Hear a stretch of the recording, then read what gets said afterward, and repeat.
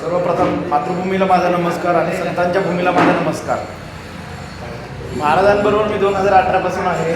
महाराजांची जी जिद्द आहे, महाराजांचा जो लढा आहे हा खूप प्रामाणिक आहे.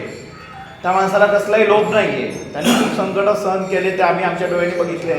कलेक्टरसमोर भांडणं, हे करणं सगळं डोळ्यांनी बघितलेलं आहे.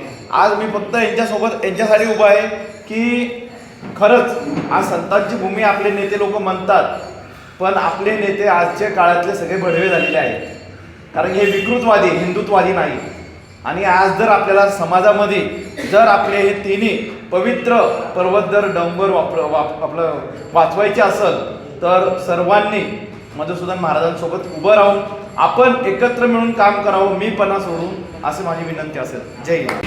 पाहतील उडे तेथे देतील अनुमोदने, तुकावले रिघे पुढे नाही लाजे भिंगे, हे लोक पोलीस लावून माझा घात करतील, अशा अनेक कारस्थानाच्या घराण्यात मी सापडलेलो आहे.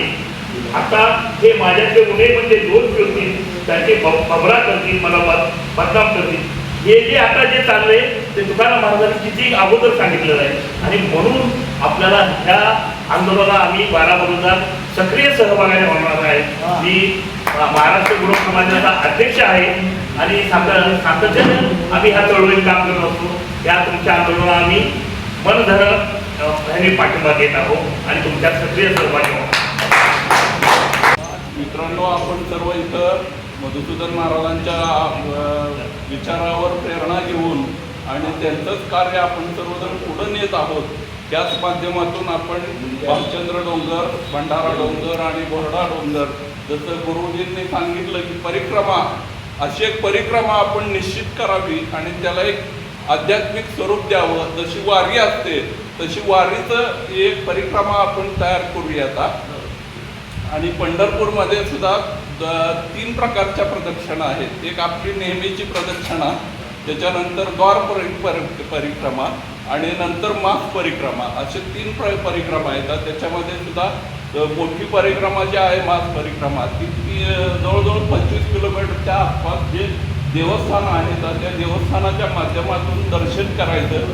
पहिल्यांदा चंद्रभागेचं स्नान करायचं, कुंडलिकायाचं दर्शन करायचं आणि प्रत्येक ठिकाणी जाऊन 25 किलोमीटरच्या परिक्रमेमध्ये ते परिक्रमा करायची आणि परत संध्याकाळी म्हणजे चालत बरं काय ही सगळी, आणि ते येऊन परत कुंडलिकायाला सांगायचं, परत दुसऱ्या दिवशी दुसरं देवस्थान. अशा पद्धतीने 7 दिवसाची, माघशुद्ध प्रतिपदेपासून माघशुद्ध सप्तमीपर्यंत अशी 7 दिवसाची ती परिक्रमा आहे. तर ते अशी परिक्रमा आपण इथं निश्चित देहूमध्ये गुरुजींनी जसं सांगितलं तसं या तिन्ही डोंगराची आणि आळंदीसहित इतर देवस्थान जे आहेत अशी जर केली तर जास्त अजून त्याला उठाव येईल असं मला वाटतं. आणि मला संधी दिल्याबद्दल श्री गुरुचरणी माझी सेवा अर्पण करतो आणि मी माझे 2 शब्द थांबवतो. सर्वांना जे आहे, आत्ता या पुणे जिल्ह्यामध्ये श्री क्षेत्र आळंदी, जिथं साक्षात ज्ञानोबा आहेत, त्या क्षेत्रामध्ये पवित्र पावन आपली इंद्रायणी नदी पावन आहे, पण शुद्ध नाही. तेव्हा पवित्र कधी होणार नाही. अशुद्धता जी आलेली आहे ती आपल्या विचाराची आहे, प्रदूषणाची आहे. तर विदर्भ, मराठवाडा, खानदेश सगळ्या भागातून लोक आजच्या याच्याकरता आले. त्याबद्दल सगळ्यांचं मी आभार मानतो. आणि एकच वाक्य बोलतो फक्त, मगाशी शास्त्रीजी महाराजांनी सांगितलं, मधुसूदन महाराज जे आहेत ही व्यक्ती नाही. आणि या विचारधारेला गेली म्हणजे 2005 तर आजपर्यंत म्हणजे 36 वर्षे झालेली आहेत. ती एक विचारधारा आहे. ती विचारधारा लोकली नाही, लोपणारी नाही. फक्त त्यांनी मगाशी सांगितलं ते मला वाक्य पटलं. मी सगळ्यांची माफी मागतो, क्षमा मागतो. आतापर्यंत म्हणजे याच्यात मी निगेटिव्ह बोलतो असा गैरअर्थ करू नका. आपण सर्वच या उपक्रमामध्ये अतिशय तन्मनधनाने आलेला आहात. पण वक्तृत्वापेक्षा कृतीला आपण झोपल्यानंतर ध्यान करा, आपण काय बोललो आणि त्या कृतीला थोडी ताकद द्या. हे मधुसूदन महाराजांचं कार्य नाही, ही विचारधारा आहे. ही सगळ्यांची विचारधारेला आपण साथ द्या एवढं आव्हान करतो. आणि महाराजांच्या जीवनाबद्दल एकच वाक्य सांगतो. मग अशी महाराजांनी सांगितलं ना, ज्या आंब्याला दगडी मारल्या जातात, महाराज लोक अशी म्हणजे त्यांना सांगायचं आहे काय, संत हे परोपकारी, परभाव नसतो.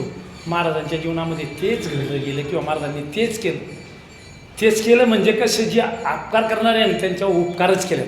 संत हे अपकार्यावर उपकार करतात आणि देव अशी शक्ती आहे ती अपकार्याकरता अपकार उपकार्याकरता उपकार.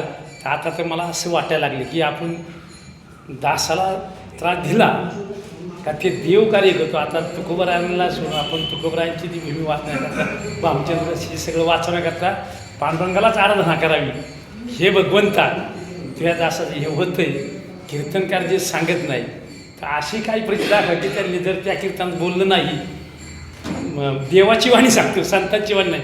संतांची वाणी म्हणलं तर ज्ञानोबराय म्हणले नसते जे खळांची व्यंकटी सांडू. संत विचार संतांची पण देवाची वाणी अशी असते की